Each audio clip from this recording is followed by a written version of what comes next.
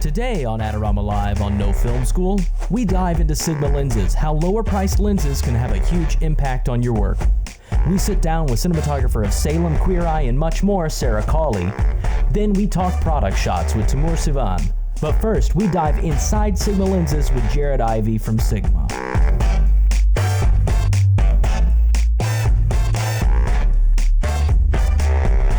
This is Adorama Live on No Film School.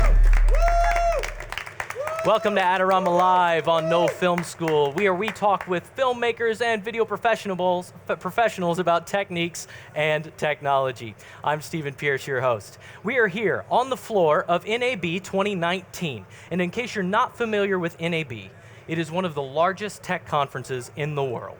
And it is known for many, many famous releases of filmmaking, photography, and technological gear.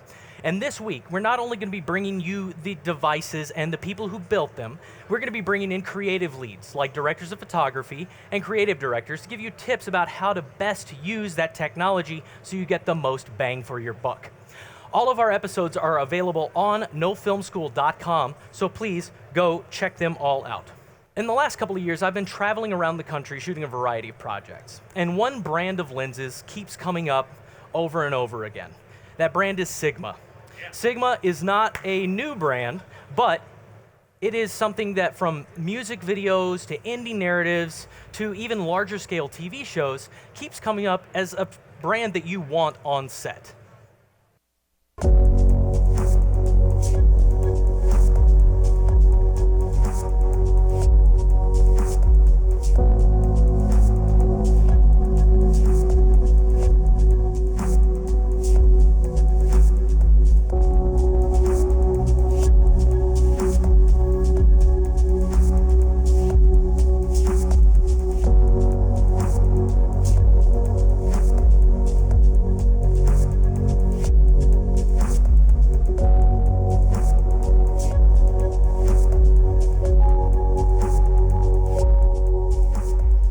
Joining me today from Sigma is Jared Ivey, a senior technical specialist, and we're going to go through what makes a Sigma lens a Sigma lens. Jared, thank you very much for joining me today. Thank you for having me. All right, man, so you've brought a lot of toys to play with here, which is my favorite thing. I get to actually put my hands on some devices. But what makes a Sigma lens? Like, what is a Sigma lens brand? You know, what characteristics make it Sigma?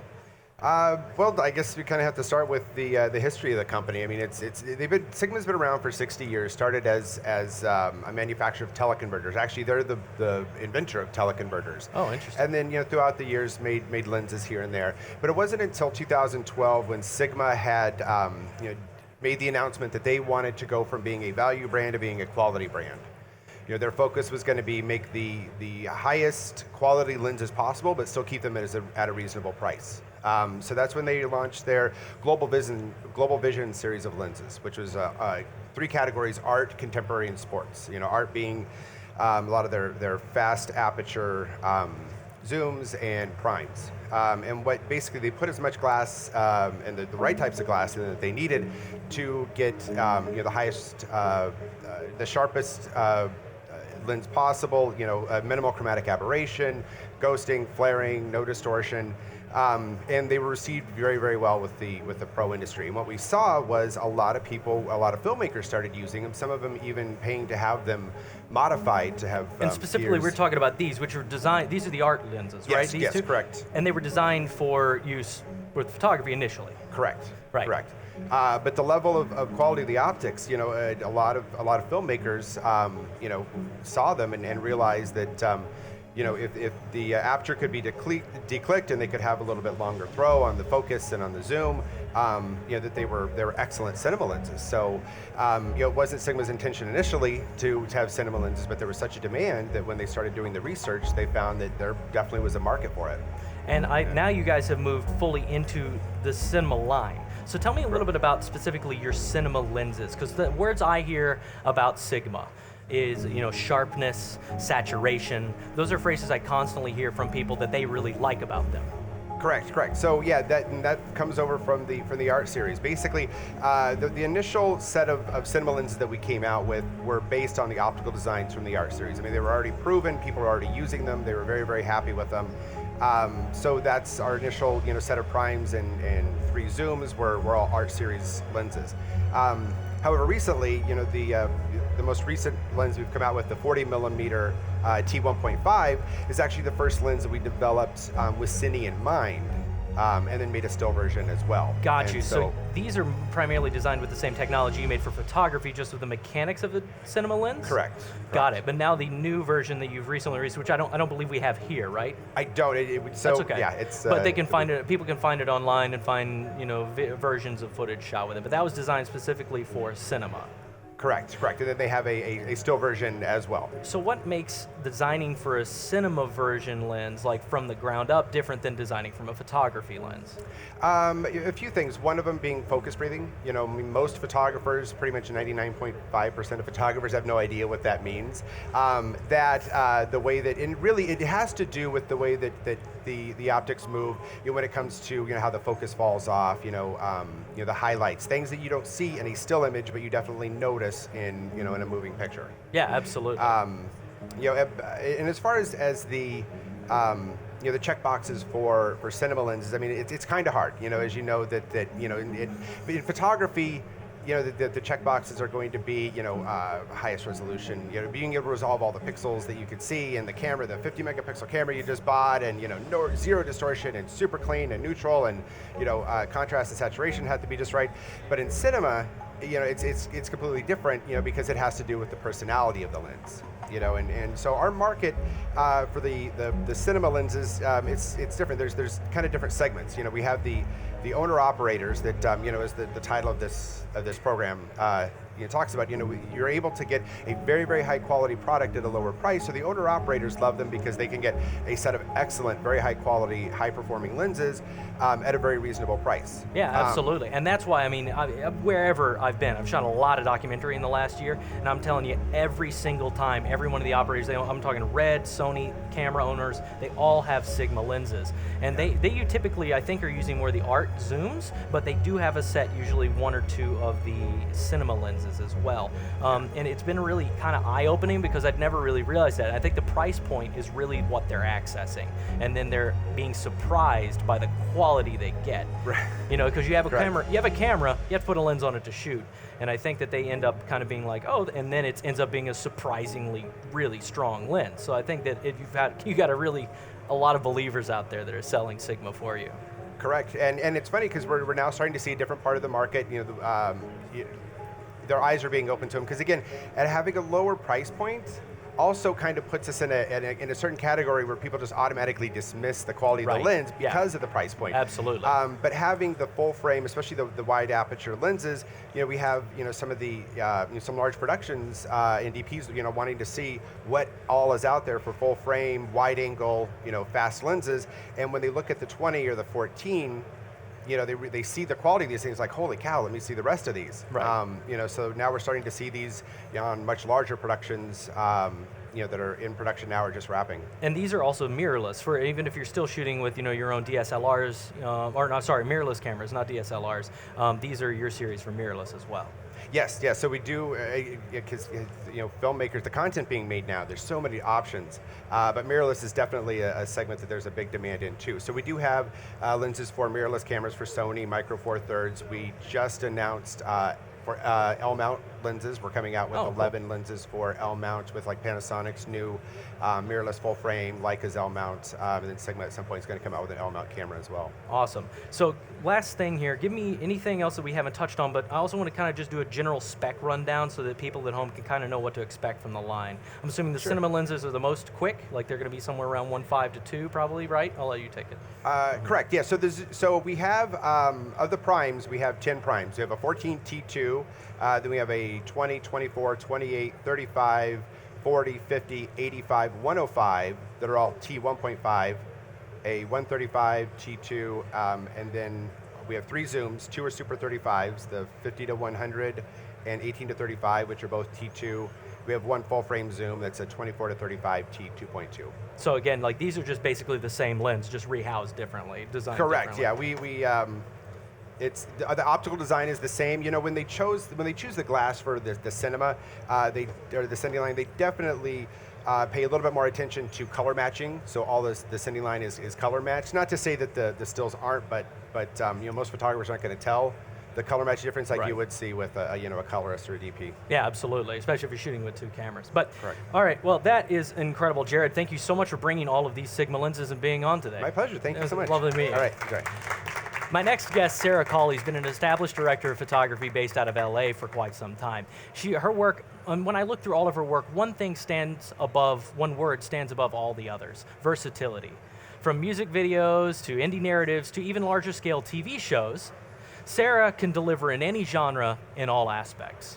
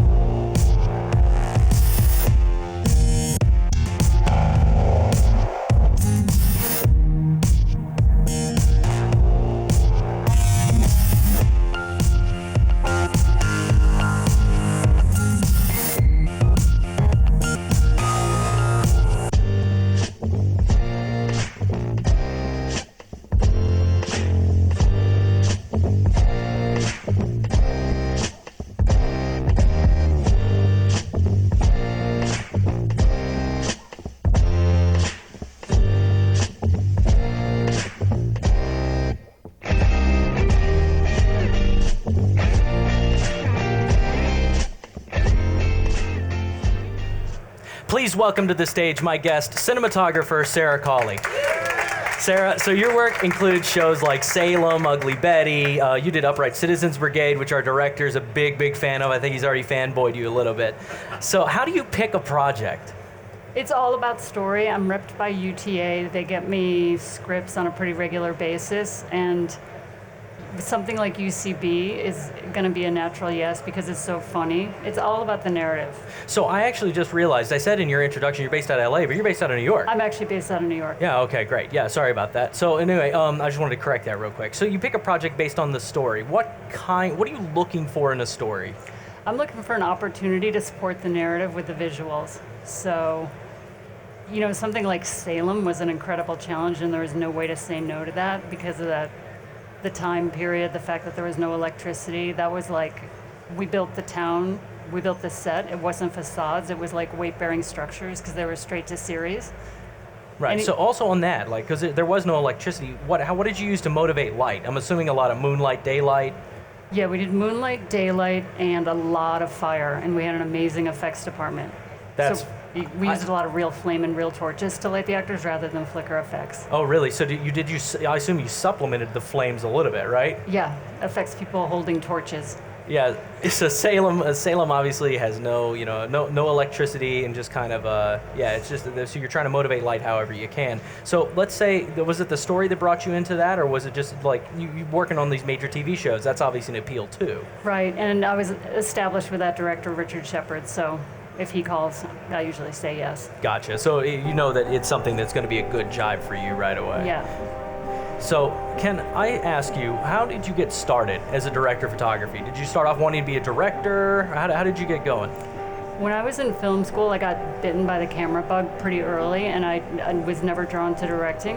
I just AC'd and shot as much as I could at school, which was a lot. And I plugged right into New York City indie cinema when I got out, because that's when Ted Hope and Good Machine, Hal Hartley, all that stuff was starting.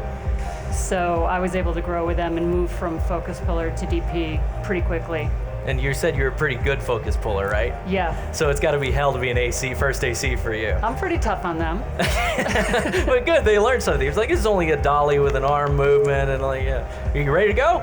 Shoot the rehearsal. Yeah, exactly. Okay, so Sarah, you've been shooting a lot with Sigma lenses recently. How did you come to get involved with Sigma? On top of my shooting work, I'm faculty at a new film school at Pearson Graduate School of Cinema, and another professor there is Charles Hain.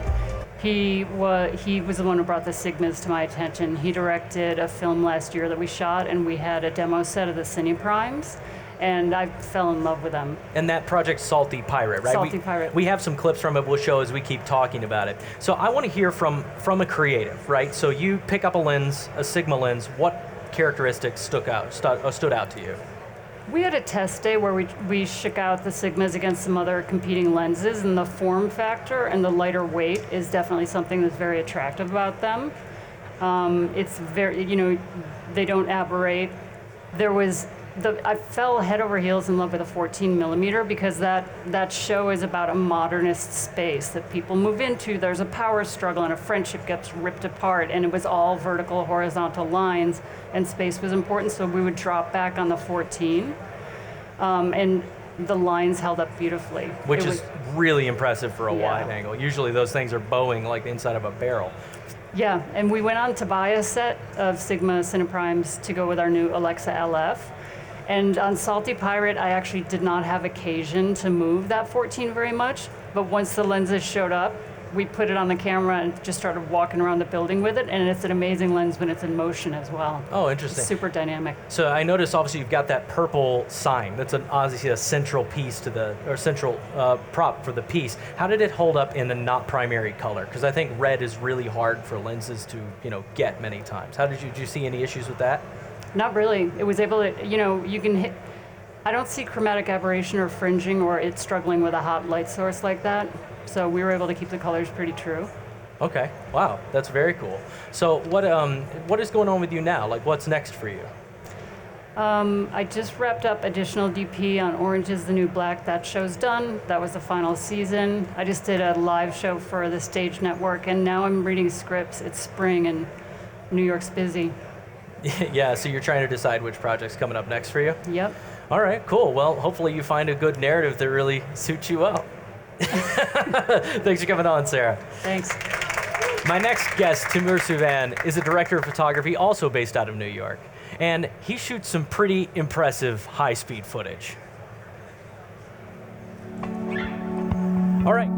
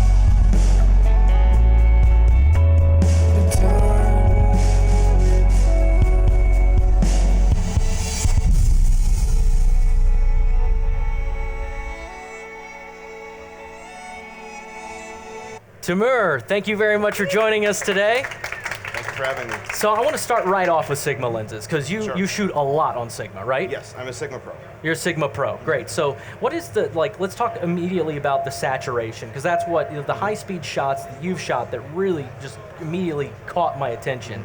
You're getting these subtle tones of like blues and cyans, and then some deeper ambers. Let's talk about how you capture all those. Well, the lenses they're extremely neutral. So it's really easy because it's whatever you put on your background is just what it captures. They actually stay out of your way more than anything. They're not adding any cast or any tone naturally, so it's great because if you have a camera dialed in really well, it's just getting exactly what you're putting on your set is just put right into the sensor. So you don't see like any heavy oversaturation in the lens? Have you had any experience like that with the Sigmas either? No. So they're pretty neutral, just straight up, they feel true to tone. Yeah. It's really incredible for that price point, I think, also. What about breathing? Do you notice any breathing or anything? There is some breathing, but if you were to compare, say, a set of S4s, each of the S4s breathes a lot more than any of the Sigmas do. So I don't really see anybody complaining about the breathing on an S4. So I've been using them for 20 years. Yeah. And I would say sometimes breathing adds a little character. Yeah, absolutely. Yeah. It's fun sometimes to see it shift and follow the focus. You can really drive people's eyes a little bit with it. Yeah. So what drew you to Sigma initially? And then were you using Cine's the whole time? Cine Primes the whole time? Yeah, from the very beginning. It was actually a little bit of an accident. I was with a friend at a photography expo in New York. I just tagged along, and in their whole booth they have all these beautiful photo lenses and art series that had been out for a while, and they were everybody was clamoring for them. And I saw like in the corner was the little stepchild hidden away with these two like an AF100s or something like that with the zooms on it, and I just caught my eye. I've never seen these zooms before, Cine zooms. Went right up to him. Brian Linhoff that's where I met him, was behind the desk, and I just hammered him with questions for about 20 minutes straight. And he says, okay, slow down. Who are you? And I explained to him I'm a cinematographer, and this is what I do, and I haven't seen these before. And he says, oh yeah, these are brand new. So we just started talking, and he says, well, we're making primes. Would you be interested in looking at them? Yes, of course. Here's a set of primes. And I just fell head over heels in love. It was like having your own set of master primes. They're so clean and sharp and beautiful, and it's like a new look. Their focus fall off, and the way that it renders highlights, and the way that it they don't flare. Almost impossible to get them to flare. Oh, really? So they're coated and they really don't flare. Suppressing flare really nicely. Interesting. And if it does, you get like it's just a little bit of a veiling flare. So it's like just gives it a little bit of a warm tint. More like a light leak or something rather than like a pure Instead flare. of getting the circles going through the frame. And I liked them so much. I wrote a review, and people responded, and they offered me said, well, come, if you like them that much, we might as well make it official. So they offered me a position as a Sigma Pro, and it doesn't mean that I'm bound to Sigma in any way. I can shoot on anything I want, but I choose them because I like them. That's awesome. Have either of you got to work with the new designed cinema lens that Jared brought up earlier? The one that was designed specifically for cinema. I believe it was a 40 millimeter? Yeah, well, the three lenses, right now there's two, the 40 and the 28 are, they're available in the art line for stills, but they were designed for the cinema line first. And that's actually their new mission statement, is all new lenses made will be cinema first, and then they will be brought down to, not down, but they will be available in the stills line later. So the sharpness is what I always hear about Sigma lenses, is that every DP I've ever worked with that has them is like, they're super sharp. So first of all, I find that kind of confusing to me, but I'm also like, what's really important to me is rendering skin tone. Like, how does it render skin tone for you guys? Beautifully. So the sharpness doesn't come at a cost of like a video feel for you. No, and you mentioned the focus fall off, which is really beautiful. So and neutral is a word that I often hear used in conjunction with them. They let you create, but I don't think they have an overly sharp feeling. So, Timur, you started as a visual artist. Yes, sculptor. So a sculptor, interesting. Does that influence kind of how you shape shots and develop a look? Very much so. Yeah. I always approach it from I guess you could say a material standpoint. lately I've been doing a lot of product work and tabletop and high speed, and I think that's sort of like where I found my home, because it's going back to sculpture. You have to create all of the armatures and the, trying different materials. Like there's a shot that was up earlier of this sheet of the water coming liquid through coming the Bombay across to Sapphire. this one actually right now that's playing, and we figured out that water doesn't work. You have to use baby oil. Interesting. So, like things like that. So there's always constant experimentation, and you try it with 10 different things. Let's try it sideways. Let's try it upside down. Let's throw it up. Let's pour it over, or throw it from the side. And, as you go through it, you just sort of discover all these fun little things. Half of the things are by accident. How did you light this? Can you just give me a general lighting setup? Unbelievably simple. It's just a white plexi background with a 1K RE Fresnel in the middle, and just color gel. And then from the side, we just had, one piece of diffusion and another 2K RE Fresnel, or maybe a 5K for the high-speed stuff. But it's just one or two lights most of the time. With reflection, you just control your reflections, and that's it. That's very much typical of a photography setup, actually. That's like a product, it's a typical product shot for photography, not even like video. What cameras you shoot these on? The Phantom? Phantoms, yeah. Phantom's 1,000 frames per second? Yeah, actually there's, I think, 1,500 or so. It's with the VO 640. Okay, great. That's amazing. So, well, Timur, thank you very much for coming on today. Sara, thank you very much for hanging out. It was also wonderful to chat with you. And I also want to thank my guest, Jared Ivey, for digging into Sigma lenses to see what really makes them up. You can see all of the episodes of Adorama Live on nofilmschool.com, so please go check all of them out. I'll see you on the next episode of Adorama Live on No Film School.